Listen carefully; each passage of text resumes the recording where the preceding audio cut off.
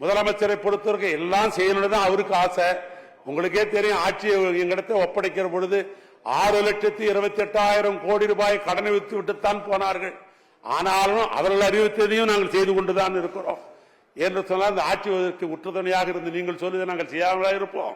ஆனால் அதெல்லாம் நாம் குறிப்பெடுத்துக் கொண்டிருக்கிறோம். புதிதாக வந்திருக்கிற நம்முடைய சட்டமன்ற உறுப்பினர் அம்மையார் கன்னியாகுமரி மாவட்டத்தை பொறுத்து அவர்கள் சிலதான் கொடுத்திருக்கிறார்கள். அதெல்லாம் எடுத்துக்கொண்டிருக்கிறோம். நிதி நிலைக்கு ஏற்ப ஒன்றன் பின் ஒன்றாக கட்டாயம் அதையெல்லாம் செய்து முடிப்போம் என்பதை மட்டும் தெரிவித்துக் கொண்டு, ஏன்னா பல சட்டமன்ற உறுப்பினர்கள் சொல்லலையே நினைப்பாங்க, ஆனால் சொல்றதுக்கு நேரம் போறல, ஆனாலும் மொத்தமும் இருக்குது. அதனால அத்தனையும் நீங்கள் கொடுப்பதெல்லாம் ஒன்றன் பின் ஒன்றாக கட்டாயம் இந்த அரசு செய்யும் என்பதை தெரிவித்துக் கொண்டு, வெட்டு தீர்மானங்கள் நான் சொல்லிட்டு கன்னியா கொடுத்து நான் நேற்றே படிச்சுட்டேன், நேற்றே டிபார்ட்மெண்ட்டுக்கு அனுப்பிச்சிட்டேன்.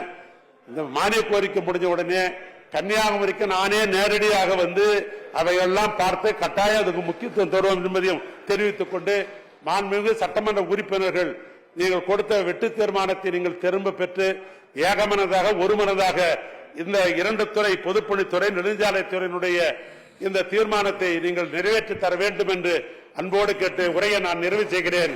நன்றி, வணக்கம்.